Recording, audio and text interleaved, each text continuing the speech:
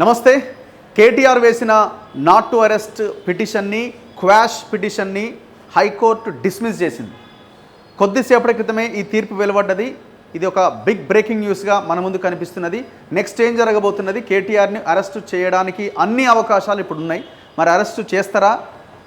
కేటీఆర్కి ఇంకా ఫర్దర్గా ఆయన పైకోర్టుకి వెళ్ళడానికో లేకపోతే అక్కడ ఏమైనా రివ్యూ వేయడానికో ఏమైనా అవకాశాలు ఉన్నాయా? ఇవన్నీ ఒకసారి మనం డిస్కస్ చేద్దాం. నా ముందు high court senior advocate Taduri Srinivas గారు ఉన్నారు. శ్రీనివాస్ గారు నమస్తే. నమస్తే అండి. సో ఏం జరగబోతున్నది కోర్టులో? అసలు ఏం జరిగింది?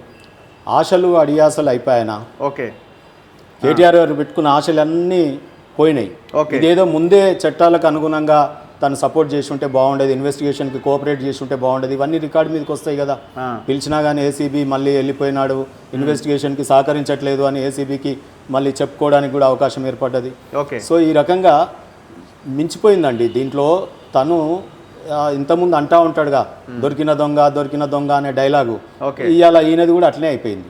సో అందుకనే ఒక గవర్నర్ గారు పర్మిషన్, అనుమతులు ఇచ్చిన తర్వాత ఊకనే ఇస్తాడా? అప్పుడే లీగల్గా అన్నీ చూసుకునే కదా గవర్నర్ గారు ఇస్తారు.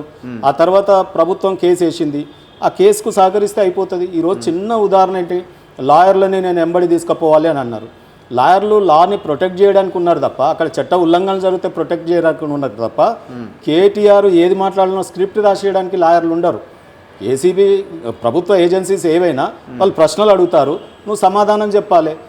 లేకపోతే ముందే బ్రీఫ్ తీసుకోవాలి. లాయర్లది ఆ హక్కు ఉంది, రేపు వాదించడానికి హక్కు ఉంది, లేదా అరెస్ట్ అయినప్పుడు తీసుకెళ్లే హక్కు ఉంది. కానీ ఏమి లేదు, ప్రైమరీ ఇన్వెస్టిగేషన్కి ఏదో అట్లా పిలిచింది అంతే. దానికి ఆయన కాడకి పోయి మీడియా ముందు డ్రామాలు చేసి రాజకీయ లబ్ధి పొందుదాము ఎంతసేపు, దీంట్లో ఏ రకంగా బయటపడదామనే ఉద్దేశమే తప్ప చట్టాలకు మంచిగా సహకరించి ముందుకు పోదామని లేదు. అయిపోయిందా హైకోర్టులో కూడా? సో ఈ కోర్టులో ఏం జరిగింది అంటే, కోర్టు ముందు 10 రోజుల సమయం ఇచ్చింది అరెస్ట్ చేయొద్దని. డెఫినెట్గా మొన్న జరిగినప్పుడు నేను అక్కడే మొన్న జరిగినప్పుడు కూడా చాలా చక్కగా హైకోర్టు ఏమడిగిందంటే, అడ్వకేట్ జనరల్ని మీరు ఇన్వెస్టిగేషన్ ఎంతవరకు వచ్చింది, ఏమన్నా ముందుకు పోయిందా లేదా అని చెప్పి క్వాష్ పిటిషన్ వేసినాక కూడా మీరు ఏం చేసిరు అని అడిగింది. లేదు, ఓన్లీ మేము కంప్లైనెంట్ అంటే దానకిషోర్ గారు, సో ఆయనను మాత్రమే మేము స్టేట్మెంట్ రికార్డ్ చేసినాం, ఇంకా వీళ్ళకి చెయ్యలేదు, ఇన్వెస్టిగేషన్ నడుస్తుంది అన్నారు. వాళ్ళని చెయ్యంగా మిమ్మల్ని ఎవరాపిరాయా? ఏమన్నా అరెస్ట్ చేయొద్దని ఒక కేటీఆర్కు A1కు అరెస్ట్ చేయొద్దని ఉంది, కానీ ఇన్వెస్టిగేషన్ చేయొద్దని ఉందా? కేసులు అయితే రావాలి కదా, ప్రజాధనం సంబంధించినటువంటి కేసులని అనేక జడ్జిమెంట్లు కూడా చెప్తా ఉన్నాయి. సో A2 A3ని కూడా ఎందుకు స్టేట్మెంట్ రికార్డ్ చేయలేదు, మీరు ప్రభుత్వం తరఫున ఈ కేసుని ఎందుకు తాత్సారం అనే విధంగా హైకోర్టు కూడా ప్రశ్నించింది. అప్పుడు గవర్నమెంట్ కూడా ఏం చెక్కలేకపోయింది. గవర్నమెంట్ కూడా ఎందుకో తాత్సారం వ్యవహరించింది. అసలు ఇంత దాకా వచ్చేదే కాదు. ఇప్పుడు కూడా మరి సుప్రీంకోర్టుకి ఈయన పోయేటట్టు, ఈ తీర్పు మీద సుప్రీంకోర్టు పోయే వెసులుబాటు ప్రభుత్వం కల్పిస్తుందా, లేకపోతే ఇమీడియట్ ఈ అవన్నీ కూడా మేనేజ్ ట్యాంపరింగ్ ఎందుకు నాట్ టు అరెస్ట్ కానీ ఎందుకు చేయాలనుకుంటారు? ఏ కేసులో అయినా ఈ వ్యక్తులు బయట ఉంటే ఇన్ఫ్లుయెన్స్ చేయగలుగుతారు, కేసుని తప్పుదారి పట్టియగలుగుతారు అని అరెస్ట్ చేస్తారు. సార్ మరి మామూలు వ్యక్తులేమో ఏ ఇన్ఫ్లుయెన్స్ లేనటువంటి వాళ్ళనేమో అరెస్ట్ చేస్తూ ఉంటారు. మరి దీంట్లో ఇన్ఫ్లుయెన్స్ చేయగలిగే కెపాసిటీ ఉన్న మాజీ మంత్రివర్యులు, డిఫాక్టో సీఎం, అప్పుడు వాళ్ళ తండ్రి గారు రాకపోయేది ఎక్కడ, మరి ఈయననే అన్ని తానే చూసుకునేటోడు. మరి ఇటువంటి ఆయన రేపు కేసుని నీరు గారిస్తే ఎట్లా? మరి ఎందుకు ఇమీడియట్గా వీరిని అరెస్ట్ చేయలేదు? ప్రైమరీ ఎవిడెన్స్ ఉన్నా ఎందుకు వీరి ఇన్వెస్టిగేషన్ని ముందుకు తీసుకుపోలేదు? కేసు తీవ్రత మీకు కూడా తెలుసు కదా. కోర్టు ఎందుకు కేటీఆర్ పిటిషన్ ని పరిగణలోకి తీసుకొని క్వాష్ చేయడం, లేకపోతే ఆయన అరెస్ట్ చేయొద్దని ఎక్స్టెండ్ చేయడం ఎందుకు చేయలేదు? రెండు ఇక్కడ అసలు అరెస్టే కాకముందు కోర్టు కురికిండు, ఎఫ్ఐఆర్ కాగానే ఉరికిండు. అంటే వీళ్ళు ఇన్వెస్టిగేషనే మొదలు పెట్టలేదు. కొద్దిగా ఇన్వెస్టిగేషన్ అయిపోయింది, దీంట్లో హరాస్మెంట్ చేస్తున్నారు అంటే పోయిండంటే అర్థం ఉంది. అసలు క్వాష్ పిటిషన్ ఆ టైమింగ్ ఏదైతే ఉందో ఆయన ఎంచుకోవడమే తప్పు కేటీఆర్ గారిది. అంటే నేను ఇంకా ముఖ్యమంత్రిని, నేను ఇంకా మంత్రిని, నేను ఇంకా రాజుని, నా ఇష్టం ఉన్నట్టు చేస్తా, ఎవరు ప్రశ్నించజాలరు నన్ను అనే ఒక అహంకారము ఇంత తొందరగా ఆయన హైకోర్టు మెట్లు ఎక్కేటట్టు చేసింది. చట్టాలు తన పని తాను చేసుకోపోతాయి, చట్టాలకు చుట్టాలు ఎవరు ఉండరు. అందుకని ఈయన చట్టాలకు సహకరిస్తే అయిపోయేది. మీరు అర్థం చేసుకోండి, ఎఫ్ఐఆర్ కాగానే క్వాష్కి పోయింది. అంటే అసలు దాంట్లో ఇన్వెస్టిగేషన్ అయ్యి దాంట్లో అసలు ఏం జరిగింది ఏం లేదు కొద్దిగా అయిన తర్వాత పోయి ఉంటే అది వేరు. అందులో గవర్నర్ గారు అనుమతి ఇచ్చినప్పుడే లీగల్గా అందరు లాయర్లతోని ఆయన చర్చించే ఒక అనుమతి ఇచ్చినారు. మరి గవర్నర్ అనుమతించిండు అంటే ఇన్వెస్టిగేషన్ చేయమనే కదా, ఏదో జరిగి ఉంటుంది ప్రైమా ఫేసి ఉంటేనే కదా. ఆ తర్వాత ప్రభుత్వం కూడా ఈ కేసు పెట్టిన తర్వాత ఆయననే మీడియా ముందు అడ్మిట్ చేసినటువంటి ఎవిడెన్సే అవుతుంది కదా. ప్రజల ముందు ఓపెన్గా ఎటువంటి ఇన్ఫ్లుయెన్స్ లేకుండా ఆయన ధైర్యంగా ముందుకొచ్చి ఇది నేనే ఇయ్యమన్నా, డబ్బులు ఇచ్చింది వాస్తవమే అని కేసు నారేషన్ చేయాలంటే మీరు చూడండి ఒకసారి సిరీస్ ఆఫ్ ది కేస్. ఆయన ముందే గుమ్మడికాయ దొంగేవారంటే భుజాలు దనుకున్నట్టు ముందే ప్రెస్ మీట్ పెట్టేసి అవును నేనే ఇచ్చేసిన భయ్ ఏం బిక్కుంటావో బిక్కు అన్నట్టు ఆ ప్రభుత్వాన్ని మాట్లాడడం. ఇక్కడ నేను ప్రభుత్వం అంటున్నా. సో ప్రభుత్వానికి సహకరించాల్సినటువంటి అవసరం ఉంది. ఎందుకు ప్రభుత్వ ఏజెన్సీస్కి ఏసీబీ కావచ్చు, సిఐడి కావచ్చు, సిబిఐ కావచ్చు, ఈడీ కావచ్చు, ఫెమా కావచ్చు, ఫెమా ఉల్లంఘన జరిగింది అనేది వాస్తవం కదా. ఇంత డబ్బును ఇమీడియట్గా లండన్కు పంపించినావు.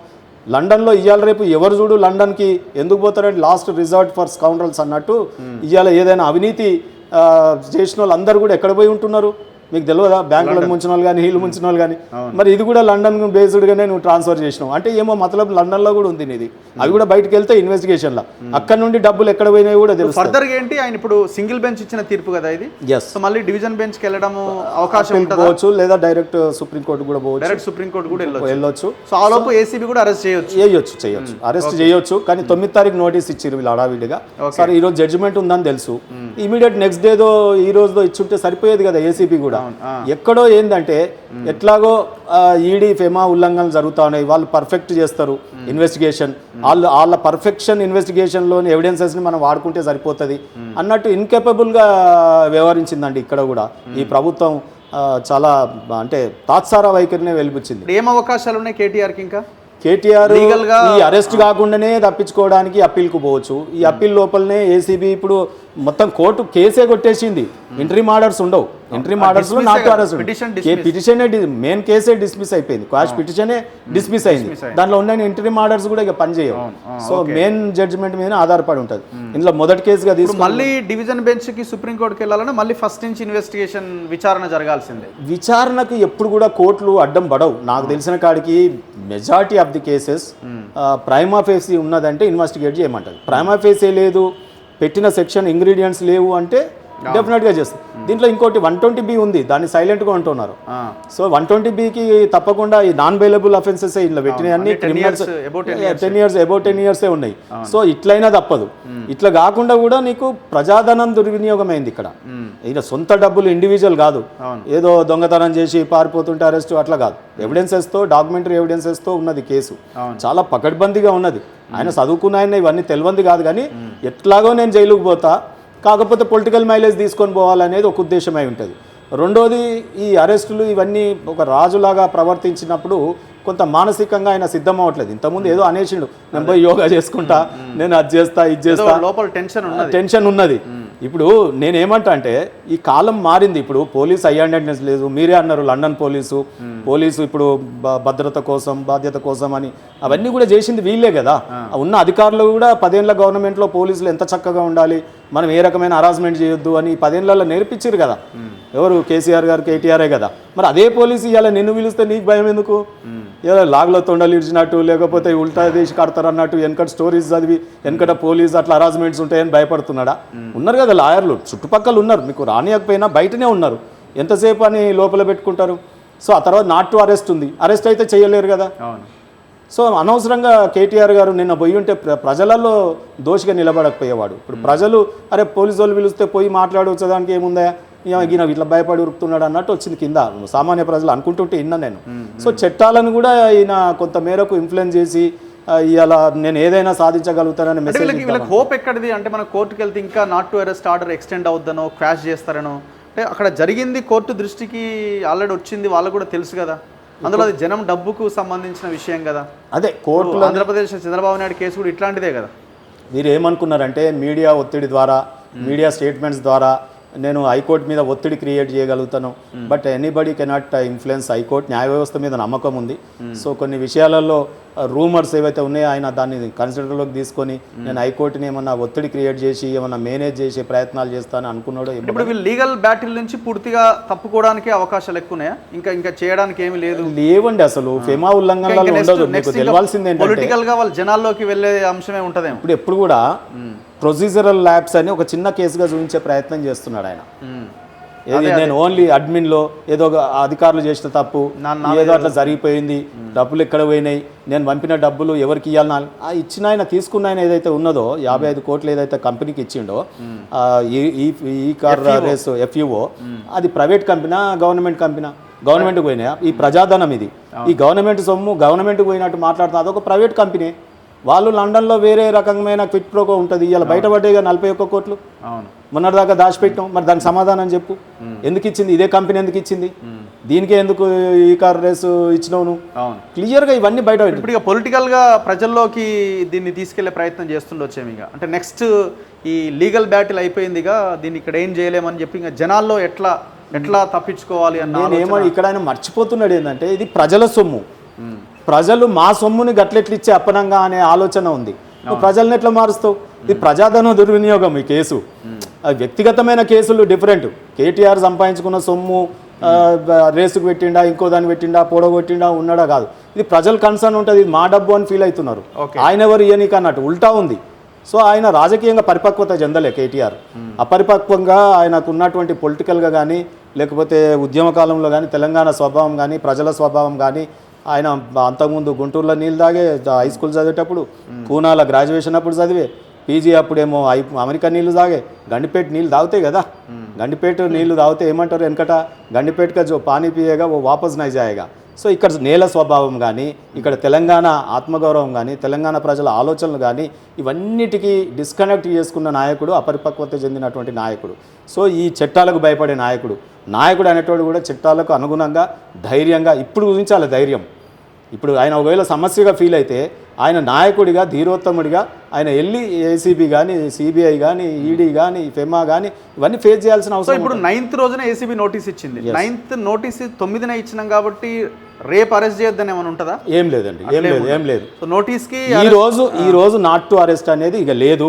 ఇంటరీమ్ ఆర్డర్స్ పనిచేయవు, ఎందుకంటే మెయిన్ క్వాష్ పిటిషనే కొట్టేసిర్రు. నోటీస్ 9కి ఇచ్చారు కదా, 9 నాడు విలువచ్చు, దాన్ని ప్రీపోన్ కూడా చేసుకోవచ్చు కదా, వీరి చేతిలో అధికారం. అయితే ఇంట్లో పొలిటికల్ గా ఆలోచిస్తే మాత్రం అరే 9ని ఇచ్చిండ్రు 2 రోజులలో ఏమవుతుంది, ముందే ఎందుకు విలువాలంటే మరి వీళ్ళు గవర్నమెంట్ లో ఉన్నోళ్ళు కదా, ఏమైనా ఇన్ఫ్లుయెన్స్ చేయొచ్చు కదా.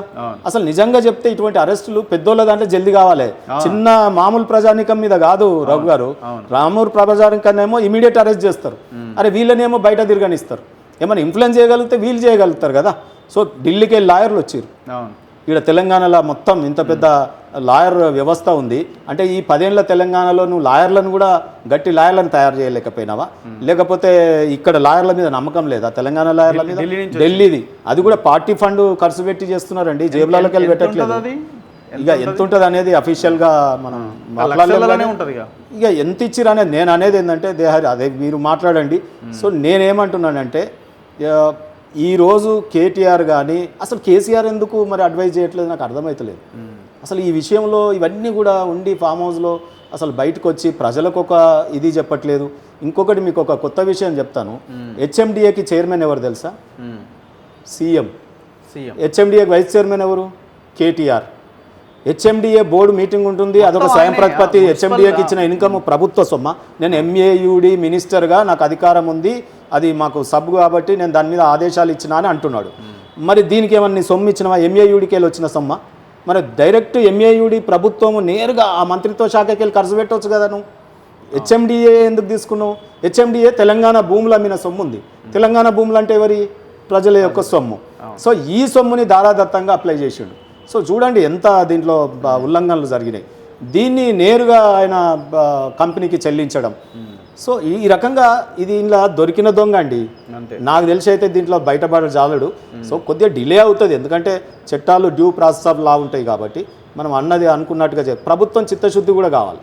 నిజంగా రాష్ట్ర ప్రభుత్వం ప్రజల యొక్క ధనం దుర్వినియోగం కాకుండా చూద్దాం, ఈ కేసులో ఇన్ఫ్లుయెన్స్ చేసి నీరు గారకుండా చూద్దామంటే ప్రభుత్వం రోల్ ఇప్పుడు పెద్దది. ఇప్పుడు హైకోర్టు లేదు కదా, ఎక్కడ కూడా ఏసీబీ ఏజెన్సీ కానీ ఇవి కానీ ప్రభుత్వం సహకరించాలి. ఏజెన్సీకి హెచ్ఎండిఏ అధికారులు పోయి ఎంఏయుడి అధికారులు పోయి ఆ డీటెయిల్స్ ఇవ్వాలి, మినిట్స్ ఇవ్వాలి. హెచ్ఎండిఏ మీటింగ్ అయిందా, చైర్మన్ కాన్సెంట్ ఉందా, ఇలా కేసీఆర్ ఇరుకుతాడేమో అని భయం అవుతుంది. భయం ఇన్ ద సెన్స్ పాపం ఒక ఉద్యమకారుడు కేసులలో ఇరికితే మా అందరి ఇజ్జత్ పోయినట్టే తెలంగాణ ప్రజలది. అరే తెలంగాణలో గిట్లా నాన్న ఒక తెలంగాణ గురించి కొట్లాడిన కూడా ఇరికిండు అనేది. హెచ్ఎండిఏ చైర్మన్గా కేసీఆర్ కూడా బాధ్యుడే. ఆ మినిట్స్ తెప్పించుకొని చూడాలి. దాన్ని రాటిఫికేషన్ చేద్దామనుకున్నా అంటే ఎట్లా చేస్తావు? వచ్చే ప్రభుత్వం నీదా? ఎన్నికల కమిషన్ ఎన్నికలు అవుతా ఉన్నాయి, రాటిఫికేషన్ ఎప్పుడు చేస్తావు? ఎన్నికల ఇది టెక్నికల్ పాయింట్స్ ఎవరు మాట్లాడట్లేదు మీడియాలో కూడా. ఎన్నికల కమిషన్ నోటిఫికేషన్ ఇచ్చినాక ఇది చేసినావు, అప్పుడు ఏమి చేయకూడదు, ప్రభుత్వ నిర్ణయాలు జరగకూడదు. సరే చేసినావు, మరి ఈసీకి నువ్వు లెటర్ పెట్టలేదు, ఎటువంటి అనుమతి తీసుకోలేదు, చేసి పడేసినావు. ఇదేమో డెవలప్మెంట్ కాదు, సంక్షేమం కాదు, ఇది ఒక రేసు, వినోద క్రీడ.